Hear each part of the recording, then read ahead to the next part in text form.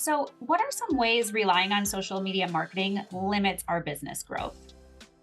Yeah, so I think we really have to look at the fact that our ideal clients aren't just on socials and really just kind of looking at what's going on in the online space. Like we're seeing more people saying like, okay, how can I get off socials? Do I need socials for my business?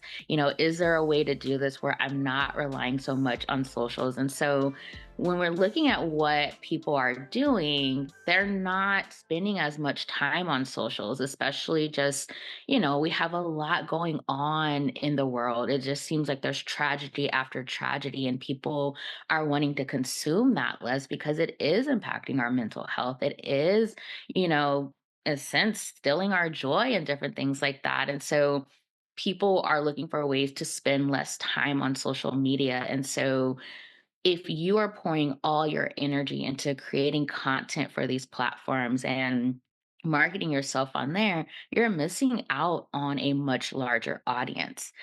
People are reading blogs, people are listening to podcasts, people are watching YouTube videos, people are attending virtual summits and different things like that. And so you don't want to limit your reach, you don't want to limit your impact. And so when we rely heavily on socials, it does do that. And then, all the changes with Meta and different things like that, like it impacts, who's actually seeing your content. People are having their content, pulled because it doesn't agree with, their standards and stuff like that. And so just keeping in mind those different things, you really want to be showing up where your people are. And so really looking at, okay, my ideal client, where are they actually hanging out? How are they consuming content? And you'll find, like, especially I believe, like for business owners, like if in you're the B2B space, they're not really spending their time scrolling on socials, because it is a time suck and they have more important things. So most likely they're working and listening to a podcast episode or something like that. So really just making sure you're not limiting yourself to these social media platforms because again, your ideal people aren't just on there. They are consuming content in different ways, and you want to make sure you're reaching them on those other platforms.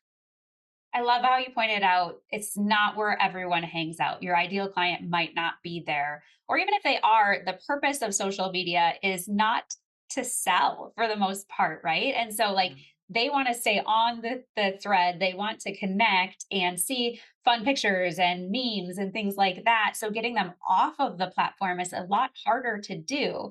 And that was one of the reasons why I just stopped it altogether because I was getting so frustrated by the algorithm and just I maybe had a handful of clients from social media in all the years I've done business. And so for me, the return on investment was just so low when I could put that time somewhere else. And I know many who are listening right now have full schedules because they have families or other work outside their business or their business and just a lot going on that if we can eliminate those extra hours of trying to be everywhere and trying to be on social, it's huge. I think it opens up these possibilities of the other marketing but what platforms would you say we should be prioritizing for sustainable growth here in 2025?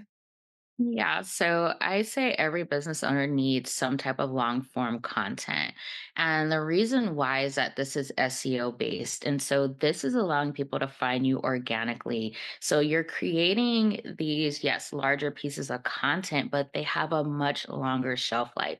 People can find your podcast, your YouTube, your blog weeks, months, years after you've hit publish on it. And so these are the things that are going to continue to work for you when you can't show up online, when you're not able to post on socials, when life is lifing and you need to take a step back, you can still have, that long form content working for you, bringing in new leads, nurturing your audience and converting them into your offers.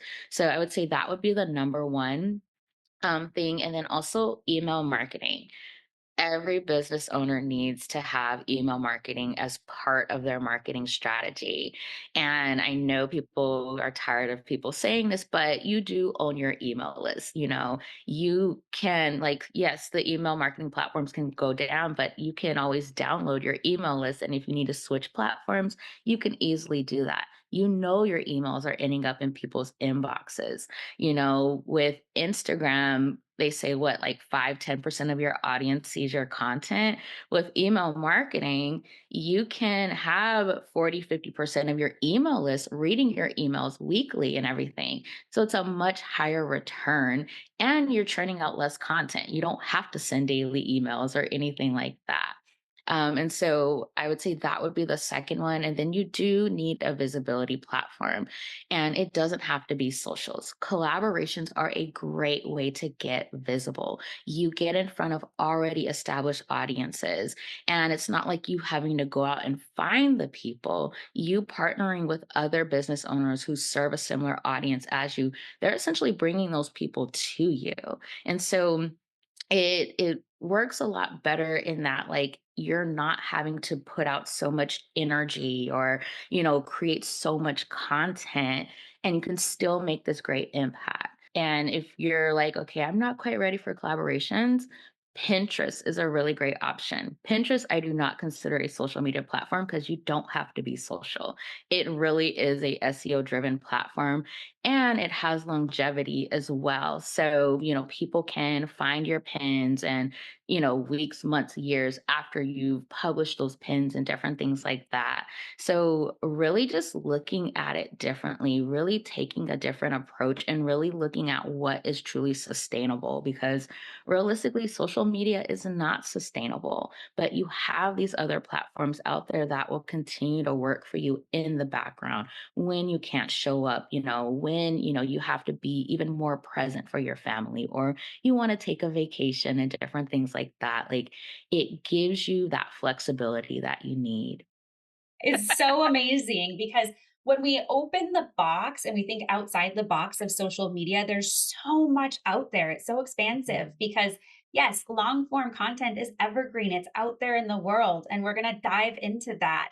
Pinterest, I don't consider being social media either because it's more of a search engine. Yes, you people can comment on pins, but I guess I've never commented on pins or ever looked at comments and things. Like, it's just so different, right? Mhm. And email marketing, nurturing your audience and owning that platform and having those leads and not knowing that you're not gonna get in Facebook jail, you're not gonna get canceled on social media. Like, you don't own those platforms. And so it's really important for us to be able to have a place that we know is going to be sustainable, like you talked about. But there's so many different ways to do it. And I know we're gonna go into a bunch of different ones, but I'd love to hear, like, what are some of your favorite ones that you do? Yeah, so I love podcast guesting. And I mean, it makes sense. I have my own podcast. So getting behind the microphone, absolutely love that. And I also love, like, speaking at summits. It's a lot of fun to be able to just bring this value to new audiences and everything. And then I also enjoy doing bundles. I know sometimes bundles can have a bad rep, but when you're very strategic about it, they can be, very effective for growing your business, generating new leads and everything. But I think just the best part in general about collaborations is just connecting with and meeting new business owners, expanding your network and learning more, like, what other people are doing and their expertise and everything. Like, I've been able to develop, referral partners that way. So, like, I find someone who's doing some amazing things where I'm like, oh, my clients could really benefit from connecting with someone like them. So I think that's been the best part of, doing collaborations in general. I love that part too. The connections, you make lifelong friends and just accountability partners and mastermind peeps and just lots of things that wouldn't have happened otherwise. So putting ourselves out there sometimes is a little scary and hard at first, but man, it's just so rewarding. And the impact it makes and the way that you can really gain visibility quickly, there's nothing like it. I know it's an active strategy, whereas like long form content is active too, but it's evergreen. So once it's out there, it becomes more passive along the way.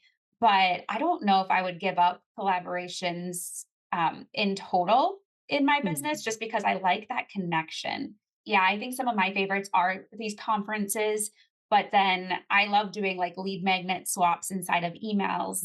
And I love bundles. I don't know. I guess I didn't realize there might be controversy with them, but I think they're great.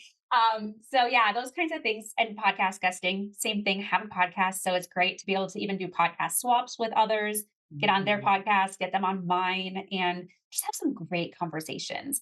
So yeah, I love this. I love this. Okay, so as far as marketing strategies go, do you have any other like tips or things we haven't talked about that you wanted to bring to the table here today? I would say like the biggest thing we haven't really talked about is that mindset piece because I Mm, know people really struggle with that. Like, oh, I'm gonna miss out. Oh, is this gonna hurt my business if I step back from socials? And the reality is that, every strategy works. Like, it doesn't matter which one it is. You have to find what works for you. And so if you've been pouring your energy into socials and you're not seeing that return, then it's time to do something different. It's time to give, these other platforms a try and everything. And you'll see, like, once you get started, especially when you find something where, like, you're enjoying the way you're creating content and everything, and you really lean into it, it's going to make a world of a difference. Like, you're going to feel a whole lot better. You're going to be excited about creating content for your business and everything. But the first thing is just making that step and trying something different and not talking yourself out of it and different things like that. But trust me, it's worth it. Like, I'm on the other side of it, and it's been the best decision I've made as a business owner, as a mom, as a wife, just giving me more of my time back and really enjoying my business, enjoying the marketing aspect of my business and everything. Oh, I love that mindset piece because if we're not enjoying what we're doing, why are we doing it? Right. And so, like for me, I did not enjoy a lick of social media. I didn't like being on there for my own life. Like, I like looking, I go on Instagram every once in a while just to check out my boys' accounts and see what they're up to. But my husband kind of like regulates their stuff, so I don't have to worry too much about it. But like, it doesn't appease me. And I don't have any socials on my phone. I don't like pick up my phone to scroll. It's been amazing and just like freedom to get to do what we want, what we enjoy. And I think you made a really great point that there's so many different options for marketing that you can't do them all at once. Testing each or testing a couple of them is going to be important for you to see if it works for your business and how you like to do things. And then stick with those things that are working. If they stop working, try something different. I think sometimes we get stuck in the rut of thinking we have to do something. And that's what social media Mhm. became for me was have to and a should instead of a I want to, right? And I know there are certain things in our business that we need to do, even if we don't like to do it. But I don't think social media is one of those things. I agree. So let's talk a little bit about the close. So when it comes to obviously we have a business, which means we have products to sell or services to offer and sell and whatnot.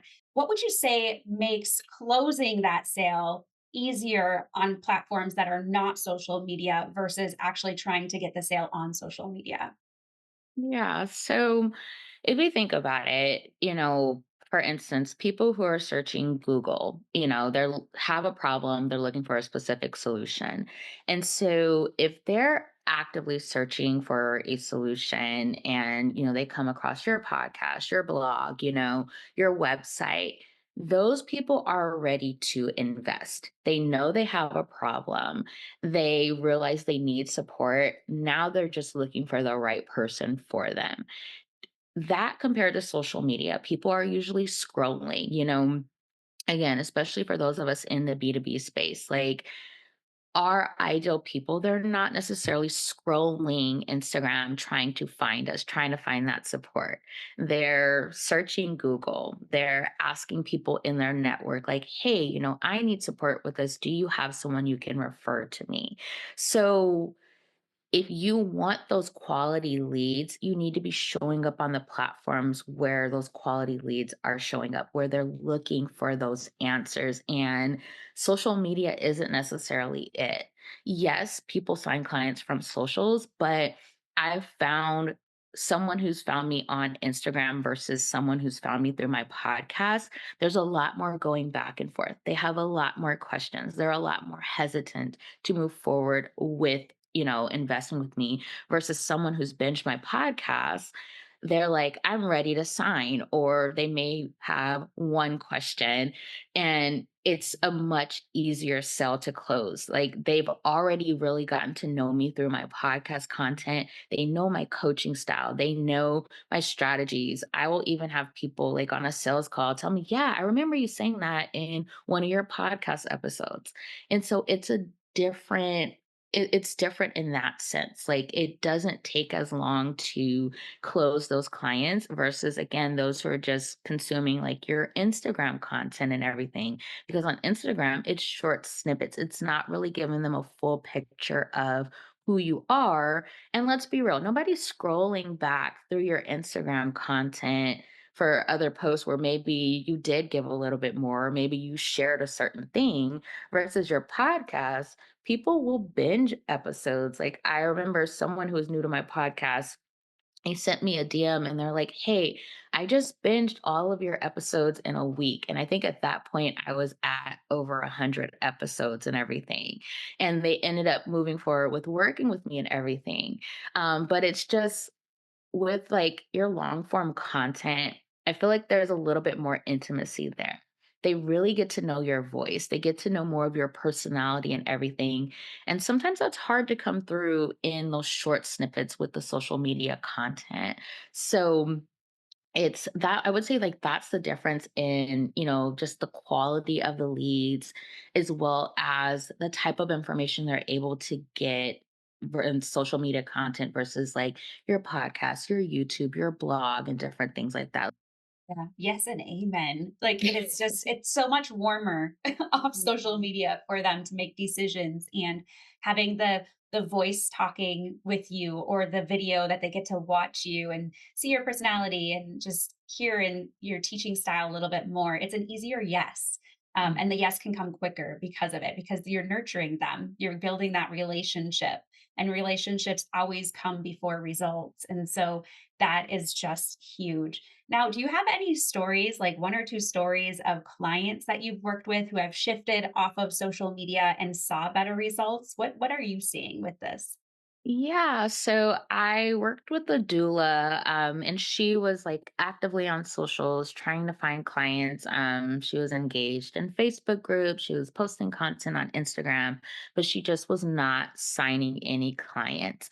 And so she came to me, and I learned more about her and everything, as well as like really learning like how she enjoyed, showing up and connecting with potential clients and everything.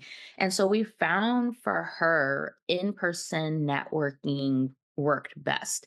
And so we really looked at, okay, what can that look like for you? What do you have like locally to you? Like, networking events that you can go to and everything like that. And so she really leaned into that, and she attended, it was like a doula speed dating event. And she had like it had been probably 6 months since she had last signed a client. And so she went to that event and she was able to sign a client from that event and everything.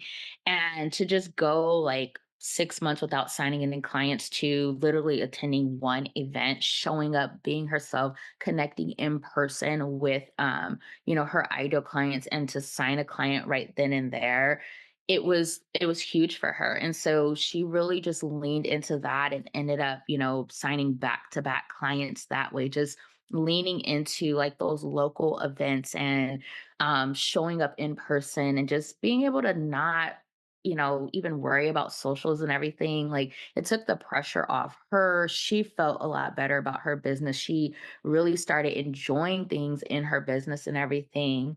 And so that was one thing we did. And then she loved to write. I encouraged her to lean into blogging. And so she got back to blogging, and literally she went from like no traffic on her website to, I think within the first month, having like hundreds of people visit her website. And it was like a specific blog she had just written and everything.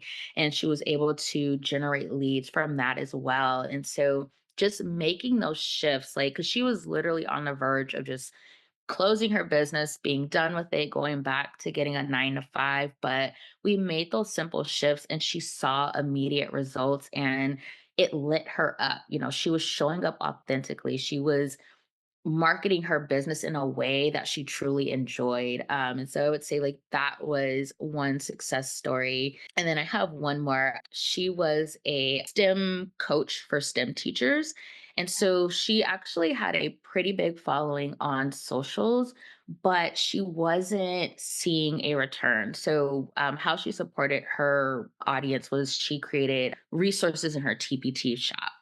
And she saw sales here and there, but it wasn't enough for her to go full time with her business. And so she launched her podcast and she came to me, and I really supported her with creating strategic podcast content that would funnel people to her TPT shop to really highlight different resources and everything. And so, literally within 3 months of us working together, she doubled her TPT sales. So she went from sporadic sales to not just making sales every month, but doubling how much she earned. And that was just with adding the podcast.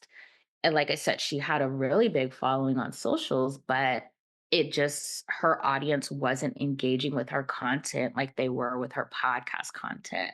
I would say like those would be two examples of, just making those shifts and stepping away or stepping back from socials and focusing on other platforms. And it just really yielded great results for those clients. I love those stories. And I hear so many like that too. I mean, I have my own story like that that I have shared many times. And it's just shows like not every method works for everybody, but there is a method that will work for you if you want to make it work. And it's leaning into those things that you were talking about. You help them personalize what's going to work for you. What do you like to do? How can we mesh that? Amazing. So, as we wrap up, what would you say is the number one thing that you would tell someone who wants to start transitioning away from social media reliance to do? Like, what would be that number one thing to kind of start the process? I would say figure out how do you actually enjoy creating content. If you love writing, get started with blogging. If you love, talking, like being behind the microphone, I would say start with guest podcasting first and then launch your own podcast, because guesting and launching your own and managing your own two different things, Definitely. two different time commitments. So I always say make sure you truly enjoy podcasting before you launch your own, but get clarity on what you actually enjoy doing, how you enjoy showing up. Like we've been saying, if it doesn't light you up, if you don't enjoy it, you're not going to commit to it. And the reality is that we have to market our businesses. We have to sell our offers. And so you have to find the method that you truly enjoy and you can commit to. So figure out what that is first and then just give it a try. Maybe you don't step away fully from socials yet, but you can slowly transition to stepping away, stepping back, or not relying on it as heavily as you add in these other platforms and strategies and everything. I love it. And thank you so much for being here with us today. Just having the insight of what is working right now in 2025 and wrapping our minds around the mindset shifts that we need in order to make these things happen without relying on social. I have had such a great time with you. Thank you for having me. I really enjoyed our conversation.